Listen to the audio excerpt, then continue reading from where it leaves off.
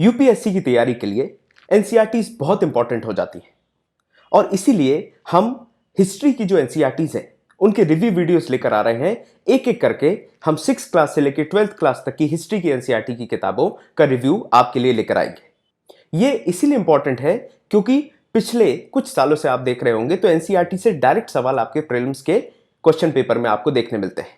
11th class art and culture की जो NCERT है वो बहुत इंपॉर्टेंट हो जाती है प्रीलिम्स पॉइंट ऑफ व्यू से।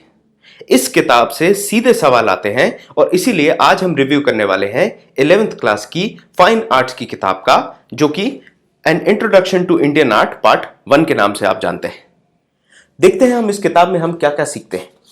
सबसे पहले तो आप कंटेंट खोल के देखें और कंटेंट में आपको मिलेगा कि प्री हिस्टोरिक जो रॉक पेंटिंग्स हैं, जिसमें हम भीमबेटका की भी बात करते हैं, लाखोदयार की भी बात करते हैं, इस जगह पर क्या पेंटिंग्स मिली इनकी चर्चा होगी।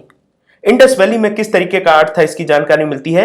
मॉडर्न पीरियड में क्या आर्ट था, आर्ट में क्या डेवलपमेंट्स आई, पोस्ट मॉडर्न ट्रेंड्स कैसी थी। आपको पता है कि मॉडर्न पीरियड के बाद जैसे ही शुंग वंश आता है उसके साथ में क्या चेंजेस आते हैं आर्ट में, आर्किटेक्चर में। वो क्यों आते हैं? क्योंकि पैटर्नाइजेशन जो है वो बुद्धिज्म से शिफ्ट होकर फिर हिंदुइज्म पे आता है। फिर बाद में लेटर म्यूरल्स कैसे बनते थे, टेम्पल आर्किटेक्चर और स्कल्पचर्स के बारे में बताया गया है। इंडियन ब्रॉन्ज स्कल्पचर्स मतलब जो कास्ट करके ब्रॉन्ज स्कल्पचर्स बनाए जाते थे, इनकी जानकारी मिलती है। और फिर इंडो इस्लामिक आर्किटेक्चर, क्योंकि इस्लाम तब तक भारत में आ चुका था और उसका आर्किटेक्चर पर क्या इंफ्लुएंस है, इसकी भी चर्चा इसी किताब में करी जाती है। तो शुरू करें अगर हम चर्चा, तो सबसे पहले आप देखें रॉक पेंटिंग्स को। अलग अलग जगह पर आपको रॉक पेंटिंग्स देखने मिलेंगी। इस तरीके से कहीं जानवर बनाए जाएंगे, कहीं हंटिंग सीन है तो कहीं डांसिंग सीन है, कहीं इस तरीके से सामान्य जानवर ही डिपिक्ट कर दिए गए हैं रॉक पेंटिंग्स पे। चाहे आप भीमबेटका मध्य प्रदेश की बात करें, वहां पर भी आपको पेंटिंग्स देखने मिलेंगी। उत्तराखंड में लाखोदयार में पेंटिंग्स देखने मिलेंगी, या फिर आप देखें और भी जगहों पर आपको पेंटिंग्स देखने मिलेंगी। विदेश में भी, फ्रांस में भी इस तरीके की पेंटिंग्स आपको देखने मिलती है।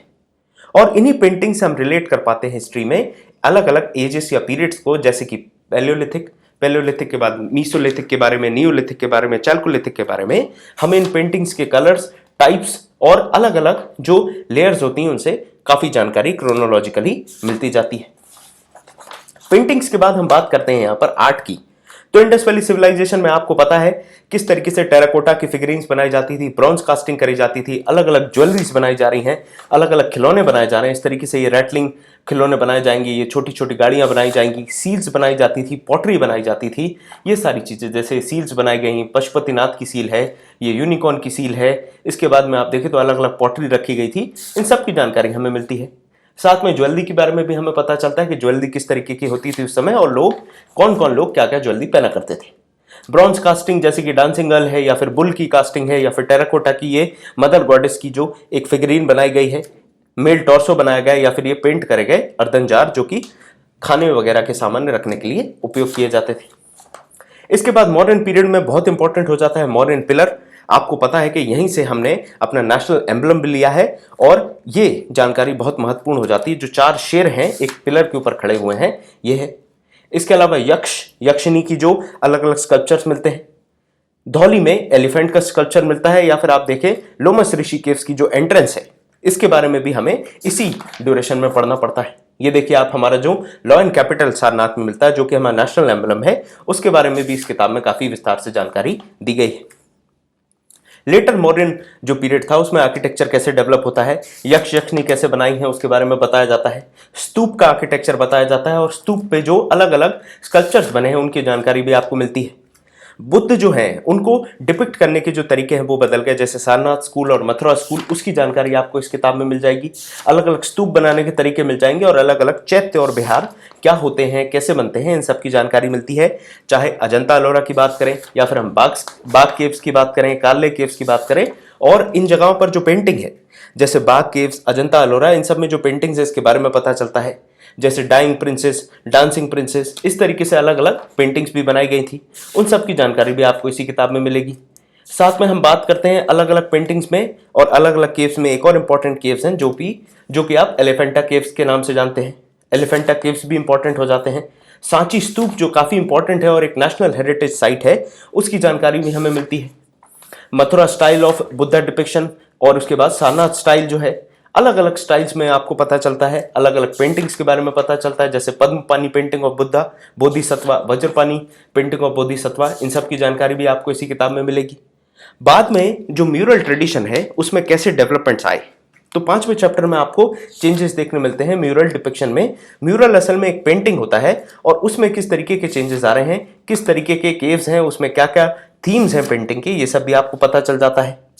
म्यूरल पेंटिंग्स के साथ में अलग अलग जगह पर जो पेंटिंग होती है, जैसे पिथौरा पेंटिंग्स होती हैं जो कि राजस्थान गुजरात है, मिथिला पेंटिंग्स आपको नॉर्थ बिहार, और वर्ली में आपको महाराष्ट्र, जो वर्ली पेंटिंग्स है वो आपको महाराष्ट्र में देखने मिलती हैं। तो इस तरीके से अलग अलग पेंटिंग्स की भी जानकारी आपको होनी चाहिए, यूपीएससी मैच द कॉलम में आपसे पूछ लेती है। फिर बात करेंगे हम टेम्पल आर्किटेक्चर की और स्कल्पचर्स की। तो अलग अलग मंदिर कैसे बनाए जाते हैं, नागर शैली का मंदिर क्या होता है जिसमें लैटिना, फमसाना और वल्लभी टाइप के शिखर हुआ करते थे। उसके अलावा द्रविडन स्टाइल के जो मंदिर होते हैं उनकी जानकारियां लेंगे, विसरा स्टाइल के जो मंदिर होते हैं उनकी जानकारियां लेंगे। फिर जो छतें बनाई जाती थी, जैसे छतें यहाँ पर आप देखें, ये पाला स्टाइल की जो छतें बनाई गई हैं, अहोम स्टाइल की छत बनाई गई हैं, ये सारी इंपॉर्टेंट छतें हो जाती हैं जिनकी वजह से आर्किटेक्चरल चेंजेस आते हैं टेम्पल कंस्ट्रक्शन में। जो ओडिशा का इलाका है वहां पर भी एक अलग टाइप की टेम्पल कंस्ट्रक्शन होती है, उसके बारे में भी यहां पर जानकारी आपको देखने मिलेगी। जनरल कंस्ट्रक्शन जो द्रविडियन टेम्पल का होता है जिसमें आपको गोपुरम देखने मिलेगा, फिर मंडप और शिखर जिसको आप जनरली विमाना कहते हैं, वो चीजें आपको देखने मिलेगी द्रविडियन आर्किटेक्चर में। उसके अलग अलग एग्जांपल्स देखेंगे हम कि कौन कौन से एग्जांपल्स हैं और कहां पर ये लोकेटेड है, इनकी जानकारी भी आपको इसी किताब में मिल जाती है। इसके आगे अगर हम अपनी चर्चा को बढ़ाएं तो आपको स्कल्पचर्स भी देखने मिलेंगे, बुद्धा के स्कल्पचर्स हैं या जैन मंदिर हैं, ये सब देखने मिलते हैं। महाबलीपुरम में जो मंदिर बनाए गए हैं, जो रथास बनाए गए हैं, रथ टेम्पल्स बनाए गए हैं, उनके बारे में जानकारी मिलती है। एक इंपॉर्टेंट स्कल्पचर जिसको आप अर्जुन पेनेंस कहते हैं वो भी आपको महाबलीपुरम में देखने मिलेगा। अर्जुन पेनेंस मतलब एक पहाड़ का टुकड़ा है जिसके ऊपर अर्जुन को एक पैर पर खड़े होकर तपस्या करते हुए दिखाया गया है। आगे बढ़े तो आगे अलग अलग प्रकार के मंदिरों के बाद हमें ब्रॉन्ज स्कल्पचर के बारे में पता चलता है, जैसे नटराज का जो स्कल्पचर है उसके बारे में पता चलता है। कालिया दमन जो कि चोला के समय पे या चोल वंश के समय पर बनाया गया था, जिसमें कालिया नाग के ऊपर श्री कृष्ण नृत्य कर रहे हैं, नाच रहे हैं, वो भी देखने मिलता है। उसके बाद गणेश का स्कल्पचर है या फिर देवियों का स्कल्पचर है, नटराज की मूर्ति है, ये सारी भी आपको देखने मिलती है। और फाइनली आखिरी चैप्टर में आपको इस्लामिक और इंडियन आर्किटेक्चर का जो मिलन होता है उसके बारे में पता चलता है, जैसे कि हम कुतुब मीनार की चर्चा करेंगे। इसमें अलग अलग प्रकार की जो आर्किटेक्चरल ज्योमेट्रिकल स्टाइल्स होती थी उसके बारे में हम चर्चा करेंगे, जैसे पितृदुरा या फिर दो पैनल जो बनाए जाते थे उन सब की जानकारी हमें मिलती है। किस तरीके से ज्योमेट्रिकल पैटर्न्स बनाए जाते थे, जाली का काम किया जाता था, उन सब की जानकारी मिलती है। किले बनाए जा रहे हैं, कुतुब मीनार या फिर टूम्स बनाए जा रहे हैं, टूम्स के बारे में भी हमें जानकारी मिलती है कि आर्किटेक्चरल इंपॉर्टेंस क्या था और किस तरीके से आर्किटेक्चर कंबाइन करा गया। इसका एग्जांपल आपको मांडू में भी देखने मिलेगा। मांडू की चर्चा हम अपने मिशन सड़क में करते रहते हैं और आपको बहुत जल्द हम मांडू के बारे में विस्तार से वीडियो के माध्यम से समझाएंगे। ताजमहल जो कि एक बेस्ट एग्जांपल है इंडो इस्लामिक आर्किटेक्चर का, वो भी देखने मिलता है किस तरीके से उसमें ये फ्लावर्स वगैरह बनाए गए हैं या जो कुरान की आयतें हैं वो लिखी गई हैं, ये सब भी आप देख सकते हैं, जो कि इंपॉर्टेंट हो जाता है art and culture point of view से। इसके अलावा आप देखें तो जो मस्जिदें बनाई जाती हैं, मस्जिदों का जो बेसिक ब्लूप्रिंट होता है उसकी जानकारी मिलती है। किबला क्या होता है, ऐसे सवाल आते हैं। मेहराब क्या होता है, ऐसे सवाल भी आपसे पूछे जाते हैं, तो उसकी भी जानकारी इसी किताब में दी गई है। और किताब के अंत में फिर इंपॉर्टेंट जो टर्मिनोलॉजीज हैं उसके बारे में बताया गया है ताकि आपको याद रहे, क्योंकि जनरली इसी तरीके के सवाल आते हैं टर्मिनोलॉजी बेसिस पे, तो उसके जवाब आप आसानी से दे पाएंगे। तो ये हमने चर्चा की आपसे 11th क्लास की फाइन आर्ट्स की एनसीईआरटी के बारे में। ये एक छोटा सा रिव्यू था जिससे आप समझ पाएंगे कि आपको इस किताब से क्या क्या पढ़ना है और किस तरीके से पढ़ना है। तो इस सेशन में इतना ही, मिलते हैं आपसे अगले सेशन में। Thank you.